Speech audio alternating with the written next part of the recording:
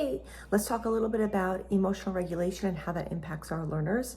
If your child or your learner is struggling with sleep, then the reality is that they're going to have a much more difficult time to control for their emotions. Think about when you're exhausted, when you haven't really had good sleep and maybe coming off of days without good sleep, then you are a little spicier.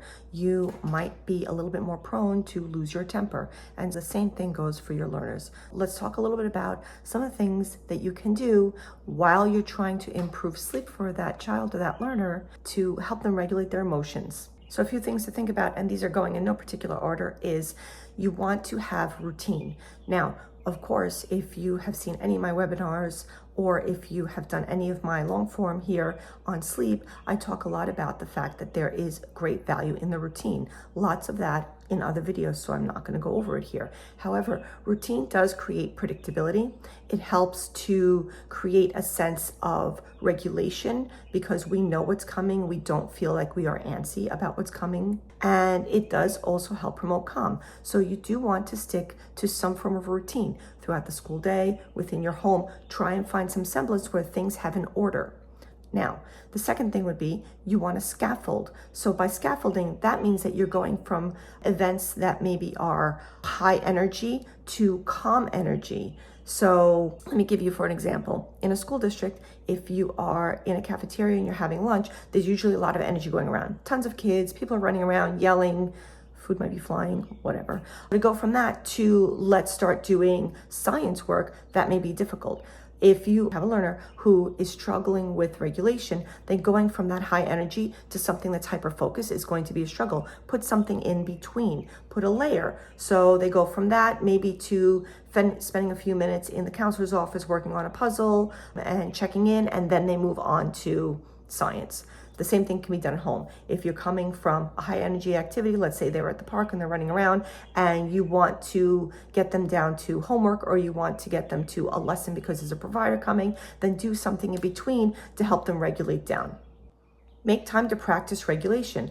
And you want to think about it as doing it in short bursts. So it's very helpful to get time throughout the day to practice regulation. What can that look like? And that depends on your learner. So are we going to practice squeeze, maybe with a ball or their favorite plushie, or we're going to practice putting on our headphones and tolerating those headphones so that we can have those when things really go awry? Are they into deep pressure? And so maybe part of that is your help co-regulate or apply deep pressure, or they're asking for deep pressure. Have that practice happen throughout your day. Short bursts. Obviously, you want to teach emotions. So this will look different, learner to learner, depending on their abilities. However, you want to be able to teach emotions. Think of things like modeling language. When they're happy, tell them that this looks like they are happy. Show them pictures of that. Do a T-chart. Things that make me feel this way, things that look like they make me feel this way. Happy versus upset or happy versus frustrated.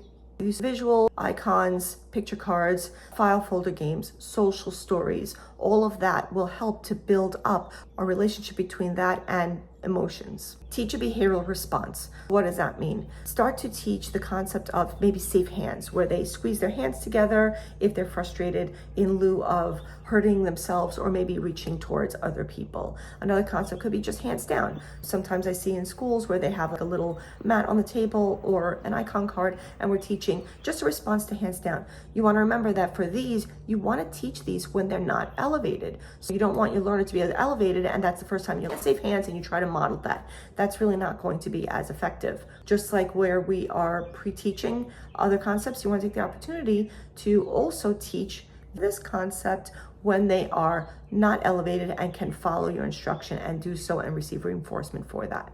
Consider teaching zones of regulation, a feelings thermometer, any of those things where you can now go through and show that their feelings are moving across the scale, right? So we are maybe not feeling great, we're a little moody today, but we're not super upset. And then how do we get to where we feel a little bit better about our day? What types of things can we do, think about, engage in that are related with how we feel when we're feeling a little bit better about our day?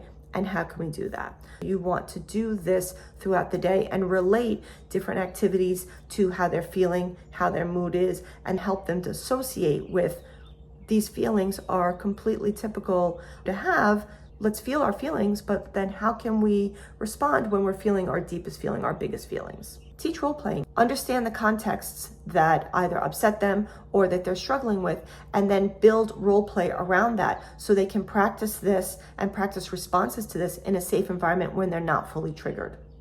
Practice in timed intervals. Let your learner know that this is a practice session. Hey, we're gonna go over blank because this sometimes seems to be upsetting to you. You don't have to say it like that. You don't have to say that at all, but show your learner that we're just doing a practice run. This goes a long way for making things safe. This means that I'm not really in a trigger situation. This is just something that I'm going to be practicing, and it's going to be over, and it can be over by a timer, or they can just say, I'm not ready to do this, or I don't feel like doing this anymore, and that ends the session too. If any of this is resonating with you, then please take a few moments to check out my Thinkific platform. I'm also on Behavior Live. You can find my webinars on sleep and how to improve sleep. Check me out on Instagram and go through the content. I have tons of free resources available to you. And of course, if you do take my webinar as a BCBA, you will receive one learning CEU. As a parent, I have a mini course, super easy to take, only 30 minutes, but it goes through a lot of the basics and how to develop a great bedtime routine that will induce and help with sleep pressure and give you some of the tools that you need to understand how to improve sleep. Build a toolbox together. Observe what it is that your learner gravitates towards or uses to help them de-escalate, especially if they're nonverbal and they can't tell you, and gather those things together. If you have a learner that can tell you what it is that they need, space, comfort, whatever it might be, then gather that information and then create a toolbox. So if some of the things that they need to de-escalate are not really actual items, then of course put visuals up. Use a choice board. Do you need a deep hug? Do you need some space? Do you need to take a walk? If they are using items like a squeeze ball, headphones, a plushie, I have one student who likes to lay out a yoga mat in a section of the room and have a blanket over her. So if these are the things, then have those things readily available so that your student can access them. And of course, above all, reinforce approximations towards the goal. So when our learners are doing any form of an attempt to regulate, we want to make sure that that lands well, that that does contact reinforcement, so they understand that they're on the right path. Controlling emotions is a big ask, and it's a big deal even for adults. So we want to make sure that we are taking the time to recognize when they are making any attempts towards regulation and to help celebrate that in any way for that learner. Till next time.